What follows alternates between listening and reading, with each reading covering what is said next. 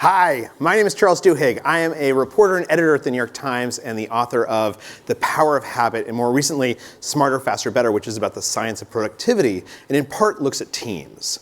And we're going to be talking for the next hour or so about teams. And before we do, I want you to just take a moment and think back on the worst team you have ever belonged to, right? I'm sure everyone has this one team. You see it on your calendar, you get like that gut clench.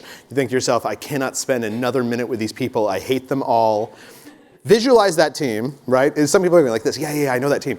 And then I also want you to think of the best team you've ever been a part of. That one of those groups where everyone showed up and it was just like easy and seamless and you killed it.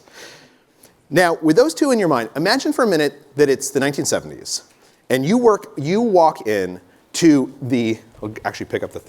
You walk into the writer's room of Saturday Night Live. It's the first season of Saturday Night Live, and this is what you see. In one corner, you see John Belushi, who looks like he's passed out, and in fact had set another castmate's house on fire the night before by falling asleep with a lit joint that then set a bedspread on fire. In the other corner, you have Al Franken, now an esteemed member of the Senate, who is coked to the gills and is bouncing off all the walls. And in between, you have the original cast and writers of Saturday Night Live. You have people like James O'Donoghue, who wrote a parody, a satire of JFK's assassination 2 years after JFK was assassinated.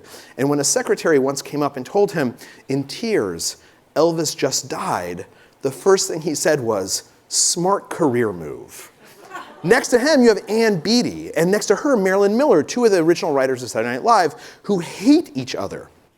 Because Ann Beattie had opined, somewhat inappropriately, I think you'll agree, that it was a good thing Hitler had been there, otherwise they wouldn't have been able to find an apartment in New York. And Marilyn Miller told her that she thought that it was inappropriate to make jokes about the Holocaust, at which point Ann Beattie told her that she should take a pole out of a certain part of her anatomy and do something else with it, which I think is not actually possible. And you've got a room just like these people. And to add a little bit more pressure onto it, every single time one of them pitches a great skit, the only way it gets on the show is because someone else's skit gets cut. They only have 5 or 6 days every single week to come up with an entirely new show that they have to produce live that weekend, take 24 hours off, and then go do the entire thing over again. In addition, most of the people in the room have slept with each other in the last 3 weeks. This is a recipe, I think you'll agree, for a disastrous team, right? There is no way that this group should be able to come together. And yet all of you know that Saturday Night Live is not only a great first season, it's one of the most consistently successful television shows. In fact, it's so successful that what happens in the writer's room is so good that they're able to take out all of the writers and repopulate the cast and the writers and the crew every single couple of years, and it still works. And what we're going to be talking about today, what the speakers who are going to be coming on to visit with you today are going to be discussing is why that happens.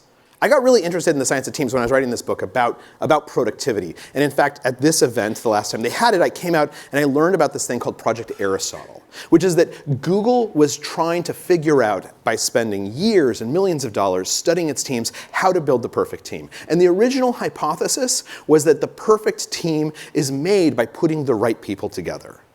But after collecting all of their data and doing thousands of interviews and looking at hundreds of teams, they discovered that who is on a team mattered much, much less than how a team interacts.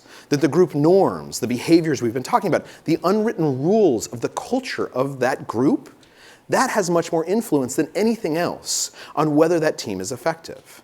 And in fact, the folks here at Google, to summarize their work, found that there were these 5 things in particular that seemed to differentiate the best teams, the most effective teams, from everyone else. And we're not going to talk about all of them today, although a number of them have come up. Instead, what you'll hear a lot about during this session is psychological safety.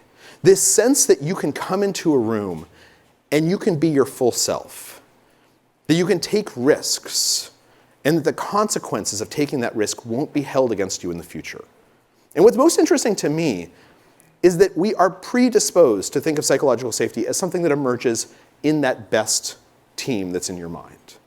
Right, when we're with friends or we're with people we feel comfortable with, it's easy to believe that everyone feels psychologically safe. But the question, and the thing we're going to talk about today a little bit, is what about that worst team? What can we do to that worst team? What can we do by taking the same people on that team that you hate showing up to meet with and change how they interact in a way that creates psychological safety and that produces this fantastic television show? And so I want you to hold that in your mind, and as you're listening to our speakers, think to yourself, if I take the people from the worst team and I shove them into the culture of the best team, is there something about these lessons that lets us make the jump over the chasm? And with that, let me introduce Anita Woolley, who will be talking about some of the research about how this actually works. Thanks.